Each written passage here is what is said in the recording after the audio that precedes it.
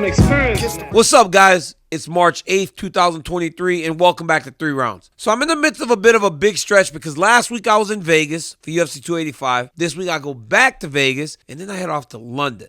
But in between the travel, you guys know the champ loves a good fight. I'm always down for a scrap, so let's get to the fight. I'm gonna show you how Round 1. Jon Jones is the heavyweight champion of the world. And he already has his sights set on his next challenge. We had to wait 3 years to see Jones at heavyweight. And he said that he would dominate. He said that he would deliver. But to just say that he delivered would be a massive understatement. It would be almost an insult to say that Jones delivered on the promise that he said at heavyweight after all this time. And I mean, it was 3 years, but the reality is we've been waiting for this guy to fight at heavyweight since 2011. People have been asking.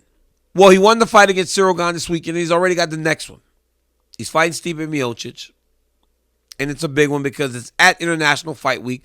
You guys know how big International Fight Week is. We have fights across the weekend. You have the expo, you have demonstrations, you have UFC X. You have so many different things that encompass International Fight Week. And now you also have a fight for the heavyweight championship of the world. Stipe Miocic is considered the greatest heavyweight of all time. But when you look at the opening odds, I think it speaks to the perception of Jon Jones and what people saw Jon Jones do last weekend. This guy's been instilled as a massive favorite. Now, it isn't as big as Amanda Nunes is, favored in most of her fights. But Jones is a big favorite to get past Miocic. Dude is a minus 375 favorite.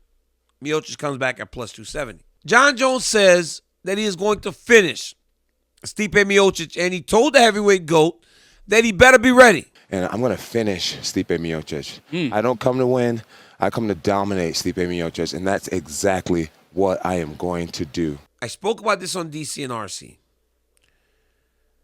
It won't be hard for a fight to be tougher just because this one took 2 minutes and it didn't look like Ciryl Gane was ready for the challenge that was in front of him. And I always have a difficult time with this, right? Because Ciryl Gane is fun. Ciryl Gane is a buddy of mine. Ciryl Gane is a guy that I really do like and a guy that in a lot of instances I look up to in regards to his ability to move in the octagon. His ascent has been very quick. This isn't something that has taken a decade. Ciryl Gane's been fighting for 5 years. So it gets a bit tricky for me when I talk about this because I don't want to disrespect the guy that I like so much. But it was a 2-minute fight. Didn't take long. So to say that Miocic will be tougher, all you got to do is go for 2 minutes and 20 seconds. And it's already tougher. Miocic can box. Miocic can wrestle at Cleveland State. Miocic won the Ironman tournament. And if you know wrestling, you know how tough that tournament is for high school athletes. But Jones can wrestle.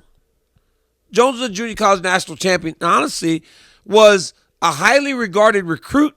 But a lot of the other things were why he didn't get recruited or go to one of the big universities. But Jon Jones had letters from Cael Sanderson, John Smith. All the best college wrestling coaches in the country wanted Jon Jones, the athlete. But when you look at these two in terms of a fight, Stipe is a Golden Gloves boxing guy too, and Stipe has championship level experience. I think that is probably going to be the thing that allows for him to compete better than most. Do I think Stipe Miocic is a better striker than Ciryl Gane? No, I don't. I think Ciryl Gane's a better striker. So if this fight is just a stand-up fight, I would think that Ciryl would do better against Jon Jones. But the reality is it's mixed martial arts. And as we saw last weekend, Jones has an ability on the ground that a lot of heavyweights maybe haven't seen before. Ciryl looks shocked. Stipe Miocic will not be shocked when he's locked in the octagon with Jon Jones. But Jon Jones will not be shocked fighting the greatest heavyweight of all time, at least in most people's opinions. But Jon Jones' debut was as good as it gets, guys, for him, his team, and the UFC. And as I stated, Stipe will be tougher. But let me pose this question to you. Say Jones does what he promises again. Dominates Stipe. Then the question becomes, who can challenge him in his division? It's a scary thought. I'ma show you how great I am. Round 2. So Valentina Shevchenko says that she wants a rematch against Alexa Grasso. Grasso's eager. Grasso's willing. But then I asked the question, like, how different does the fight play out? How big of an opportunity was it for Alexa, and can she reach that level again? I question, what did I take away from the fight most when I watched these two? But Valentina has said, I want to fight her again. I want a rematch. Obviously, Grasso's down for that, right? Because why would she not want that? Why would she not want to fight Valentina again? Valentina was dominant for a long time, and if anyone wants a rematch, it's her. It's the same type of thing with Adesanya, right? Adesanya lost, but you always had the idea that if he asked for it, he would get it. Now, a lot of different things went around Pereira. His name was getting called by a lot of people, and I think that made Izzy's decision happen much faster. I don't necessarily know if he would be fighting him again in April if we didn't hear Khamzat Chimaev ask for him, if we didn't hear Jamal Hill starting to talk about him, if we didn't hear the backstory with him and Hill and Glover Teixeira. I don't know that. But back to Valentina. She should get the rematch. She should. It should be an easy decision if that's what she wants. But I kind of got to wonder, what does she have to change? Because here's the deal. She made a mistake, and she was very open about that. But I don't think it was that simple. I really don't think it was that simple. Partly because Alexa Grasso was winning the stand-up. We have so long thought of Valentina as an unstoppable force on the feet. But because Alexa was having such success in the stand-up, she hurt her very early in round 1. She almost forced Valentina Shevchenko to wrestle. She almost made her pivot to a different game plan in order to stay in there and compete with her. That's how good Alexa Grasso was on that night.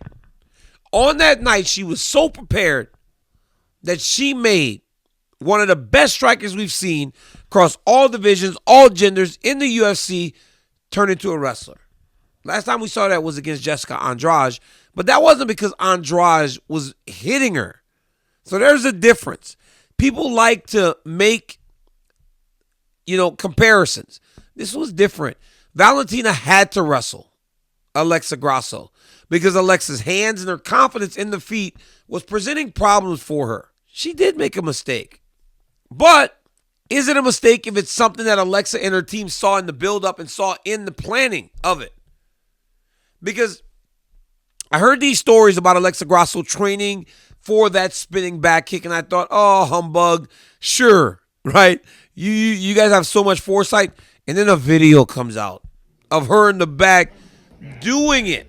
I was talking to Javier Mendez, and he was like, to have the balls to be training that, preparing for a unique attack like that, tells you how locked in Alexa and her team were for the fight. So then again, who has the bigger upside? I was looking at my phone the other day, and I had a message from Alexa Grasso. I don't know what we were doing, but there was a direct message from Alexa, and I think we came across each other, and I had maybe missed her or something. I had an apology. Alexa told me, hey, I understand it. We're all busy. I appreciate your comments in my fight. I'm working very hard to become the best strawweight in the world. She's not the best strawweight in the world. She's the best flyweight in the world.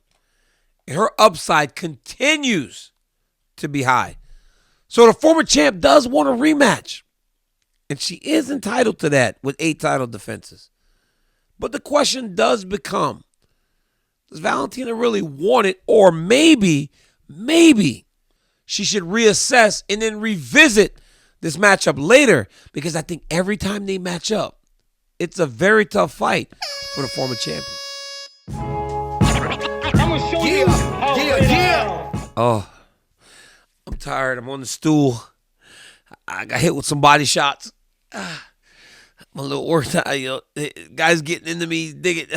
Okay, but I got to get off the stool. It's time for round 3. I got to get up, and I got to fight round 3. I'm the king of the grind, right? I'm the king of the grind for a reason. So round 3. Nick Diaz wants to fight. He wants it as soon as possible. He told MMA Junkie that he wants to fight ASAP. He don't want to fight Jon Jones. But he wants someone more along the line of Israel Adesanya or Alex Pereira, because he always wants to fight the best. And I get it. He's a savage. He's a dude that's been around. He's a dude that's fought the best of the best. He's a dude that's won against the best of the best. But not to be a Debbie Downer, not to be a hater, like a lot of people try to call me.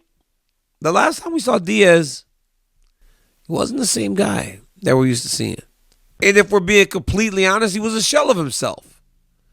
And he was the one that called the Robbie Lawler fight, losing that fight by retirement in the 3rd round.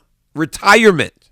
I love that he had the foresight to say, hey, this is not my night, I'm done. That's being a longtime veteran, a guy that's been in some of the biggest fights that we've seen. But he retired. In the fight, he said, I'm done. I mean, this is not me, like, shitting in his Wheaties. Like, I like Nick Diaz. I think he's the man. But I cannot ignore the facts, because we got to remember who Diaz was. But it can't stop there. We got to remember who we saw fight last time, because it was not the same guy. And with legends, we tend to lie to ourselves. People always tell me stuff like, DC, one more. I'm not good enough anymore. I'm not. I'm not good enough. DC, one more fight. Give it one more. I want to see you again. I am not good enough to fight at 43 years old. I cannot compete with the best in the world. I can't be the world champion. That's me, being completely honest. I'm not good enough. I'm not the guy no more. I'm not the killer that I once was. But is Nick, right? We can all love him the same. But it's hard to think that he's just going to turn the clock back. He's 39 years old. We got to keep that in mind, right?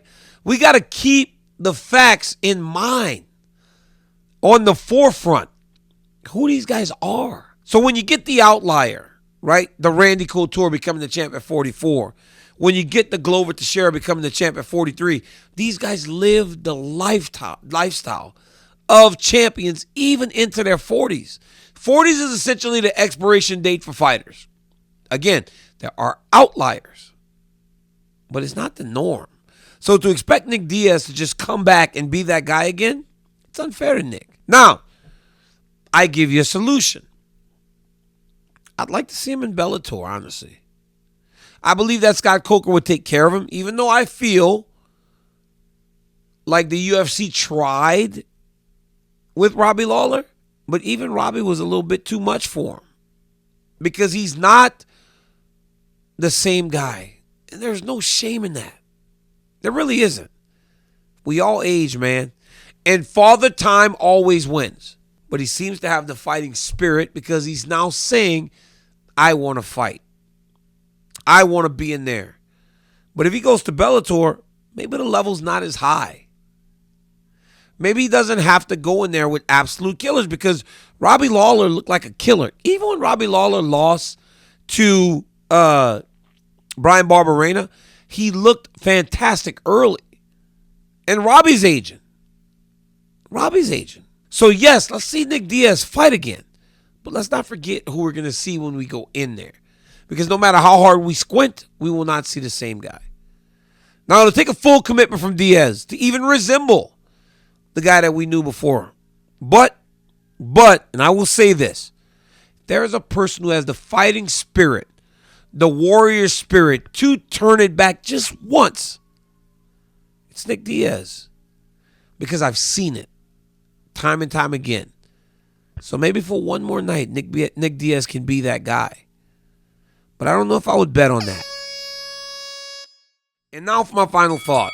Guys, I love the support that you guys have given me through this YouTube channel, to ESPN, to the volume. I love each and every one of you for how much you have uplifted me. We're also in the midst of a massive stretch in the UFC, right? First few pay-per-views have been great. Let's live in this. Let's love this moment. Let's love the fights and the ability to watch these great athletes compete time and time again. It's off to Vegas tomorrow for Petr Yan versus Merab Dvalishvili, and then off to London for Usman versus Edwards 3. It don't get much better. Then Miami for Adesanya versus Pereira. Guys, live in a time where fights are as good as they've ever been. And it's not even to mention this weekend Bellator. Usman Nurmagomedov versus Benson Henderson. Guys, MMA as a whole is as good as it's ever been, and it's only going to get better. So live in it. Love it. Enjoy the content. Enjoy the fights. And start to bring new people in to watch this beautiful sport that we all love so much. It's a great time to be an MMA fan or somebody working in the business.